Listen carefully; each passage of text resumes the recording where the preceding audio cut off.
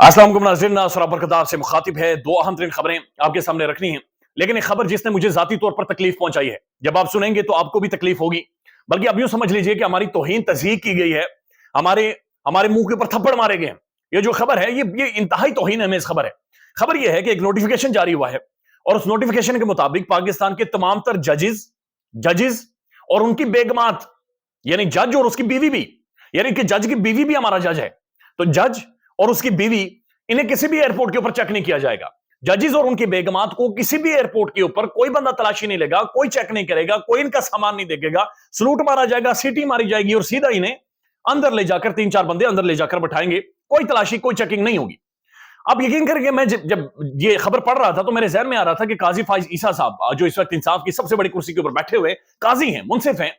जब वो काजी जो सुप्रीम कोर्ट के चीफ जस्टिस नहीं बने, चीफ जस्टिस पाकिस्तान नहीं बने थे, तो उससे पहले अपनी गाड़ी बाहर खड़ी करते थे और पैदल अपना कोर्ट उठाते हुए सुप्रीम कोर्ट के अंदर आते थे। और ये पैदल आते थे और बहुत बड़े बड़े वहां पर साफी होते थे, उल्टी छलांगे मारे, काजी साहब आगे जी, काजी साहब आगे, काजी साहब जनाब देखें गाड़ी में नहीं बैठ कर आए, बाहर से पैदल चल कर आए हैं, काजी साहब ने कोर्ट खुद हाथ में उठाया हुआ है, काजी साहब के पास कोई बंदा नहीं है, काजी साहब के साथ कोई प्रोटोकॉल नहीं है। यानी ये हमारे शायद नसीबों में लिखा हुआ है कि हर बंदे ने हमें फुद्दू लगाना है। शायद ये मिनहसल कौम हमें देखना पड़ेगा एक दफा शीशे के सामने खड़े होकर के हम सब के मुंह के ऊपर लिखा हुआ क्या है। मुझे अब यकीन होता जा रहा है कि हम सब के माथों के ऊपर चे लिखा हुआ है,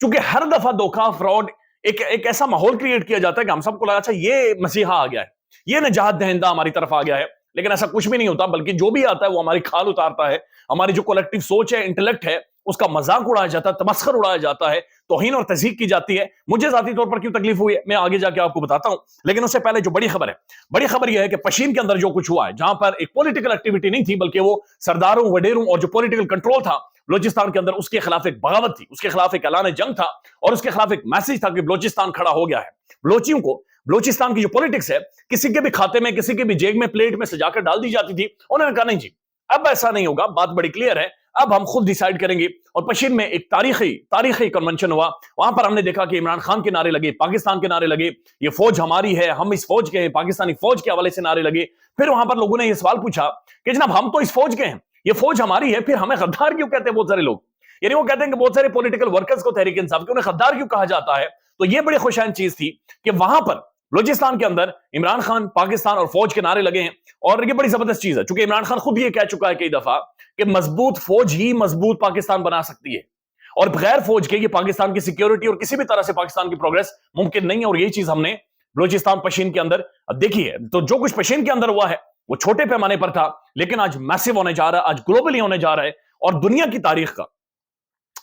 ये दुनिया की तारीख का शायद अपने आप में एक मुनफरिद तजुर्बा है कि तहरीक इंसाफ एक ऑनलाइन जलसा करने जा रही है, जिसमें अभी तक की इतलात के मुताबिक करोड़ों लोग शिरकत करेंगे। ऑनलाइन जलसे से मुराद यह है कि तहरीक इंसाफ के तमाम तरह social media platform, Twitter, Instagram, Facebook, YouTube,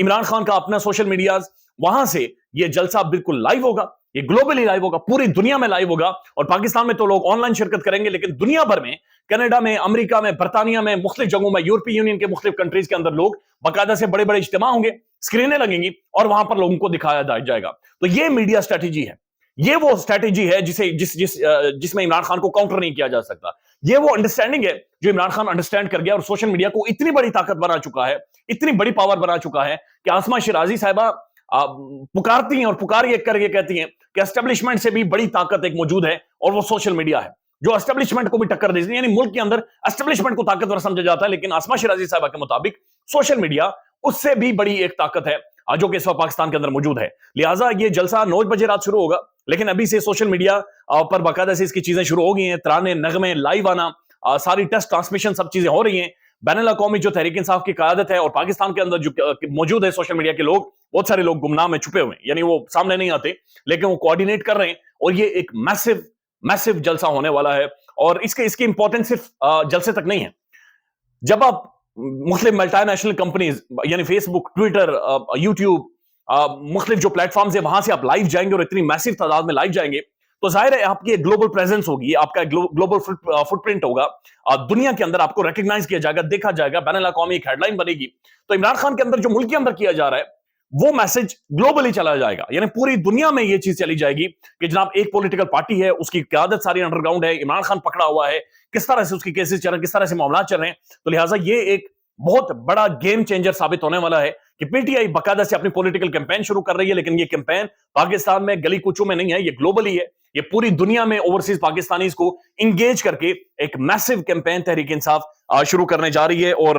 یہ ایک بہت بڑا آپ کہہ سکتے ہیں کہ ایک نیا پریسیڈنٹ ہوگا جو پاکستان کے اندر ہم دیکھیں گے۔ اب نون لیگ ابھی تک یہ ساری یعنی نیڑے تیڑے بھی نہیں ہے، میڈیا اسٹریٹجی میں نون لیگ تو بالکل ہے ہی نہیں، وہ ابھی تک میاں صاحب خطاب کرتے ہیں، جو پی ٹی وی کے اوپر 38 لوگ دیکھ رہے ہوتے ہیں، نیوز چینلز کے اوپر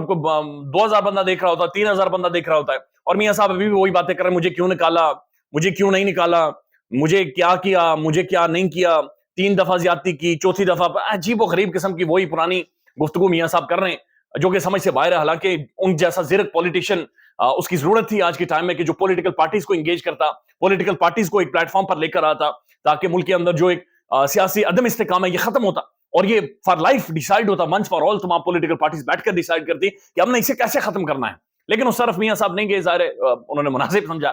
کہ جو حالات اگر میرے لیے سازگار ہیں تو میں انہی کی طرف جاتا ہوں۔ اب جو بڑی خبر ہے، یہ جناب سیکرٹری ایویشن نے نوٹیفیکیشن جاری کیا ہے، اور ان کا یہ کہنا ہے کہ ججز اور ان کی بیگمات کو، chief justice of Pakistan, supreme court کے اور ہائی کورٹ کے تمام ججز اور ان کی بیگمات کو کسی بھی ایئرپورٹ کے اوپر چیک نہیں کیا جائے گا، کوئی تلاشی نہیں لی جائے گی، انہیں سلوٹ مارا جائے گا اور انہیں پروسیڈ کر دیا جائے گا۔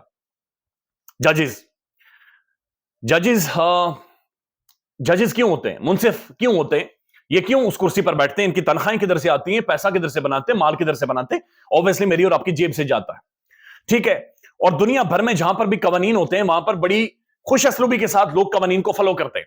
یعنی پاکستان کے اندر میری تلاشی ایک موٹر سائیکل پر آیا پولیس والا بھی لے سکتا ہے، اور ہماری زبیں بھی کھلوائی جاتی ہیں، ہمیں ہر جگہ سے تلاشی لی جاتی ہے، لیکن پاکستان کے ججز کی تلاشی نہیں ہو سکتی۔ چلے ججز کی تو چلیں وہ بھی غلط ہے، لیکن بیگمات کی تلاشی بھی نہیں ہو سکتی، یعنی ججز کے بیگمات کی، یعنی ایک جج کی بیوی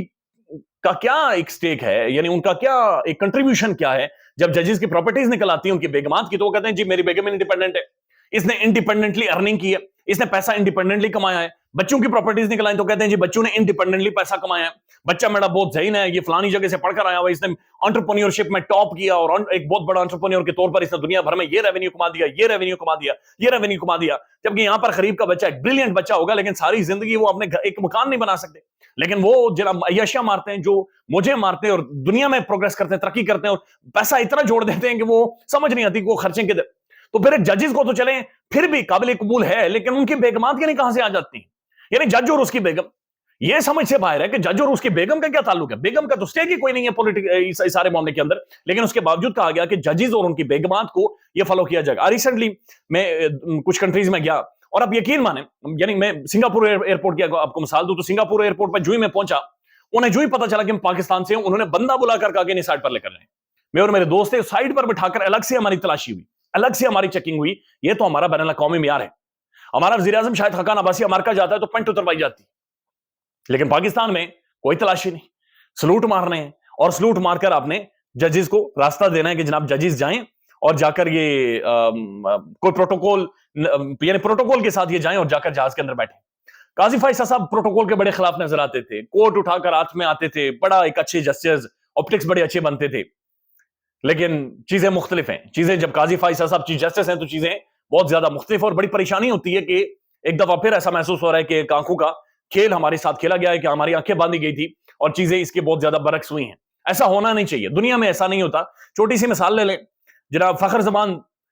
تقریباً ایک اچھی سینچری بناتا ہے نیوزی لینڈ کے خلاف، تو کاکڑ صاحب اسے 1 ملین دے دیتے، 10 لاکھ روپے کاکڑ صاحب اس کے اوپر ویل کروا کر بہا دیتے، کوئی پتہ نہیں 10 لاکھ روپے جو کاکڑ صاحب نے دیے کدھر سے آئے، میرا اور آپ کا پیسہ تھا۔ میکسویل ورلڈ کپ جیتا جاتا ہے، 200 مار جاتا ہے اکیلے کھڑے ہو کر، آسٹریلوی کرکٹ بورڈ ایک پائی اسے نہیں دیتا، بلکہ آسٹریلوی کرکٹ بورڈ کا جواب یہ آتا ہے کہ اس نے اپنی جاب ٹھیک کی ہے، جس کام کے لیے ہم نے اسے بھیجا تھا یہ کام اس نے ٹھیک کیا ہے، چونکہ اس کا کام تھا بیٹنگ کرنا، اس کا کام تھا کرکٹ کھیلنا، یہ ایک پروفیشنل کرکٹرز تھے، لہٰذا کوئی مراحت ہے، یعنی آسٹریلیا ورلڈ کپ جیت کر گیا تو ایئرپورٹ کے اوپر کوئی بندہ نہیں تھا انہیں لینے کے لیے، انہیں پتا ہے کہ ہمارا سسٹم ایسا ہے کہ یہاں سے پروفیشنلز نکلیں گے اور پروفیشنلز کنٹریبیوٹ کریں گے، لیکن یہاں پر گنگا الٹی بہتی ہے، وہاں پر وہ سینچری مار گیا، ادھر کاکڑ صاحب نے 10 لاکھ روپے دے دیا، وہاں پر جناب ججز کہتے ہیں کہ ہمیں تو پروٹوکول دے ہی دو، ہماری بیگمات کے لیے بھی راستے کھولے، یعنی ہماری بیگمات بھی جب جائیں ان کے بھی پرس نہ چکوں، ان کے بھی بڑے بڑے موبائل فونز نہ چکوں، یعنی خدا کچھ ہو سکتا ہے، کوئی ایکسپشنز آر آلویز دیئر، जजेस की जेब में भी कोई बंदा कोई चीज डाल सकता है, कोई चिप इनके साथ अटैच कर सकता है, कुछ भी हो सकता है, लेकिन आपने चेक नहीं करना, आपने प्रोटोकॉल। सलाम अलैकुम, मूव ऑन। ख्याल रखिएगा अपना, अल्लाह हाफिज।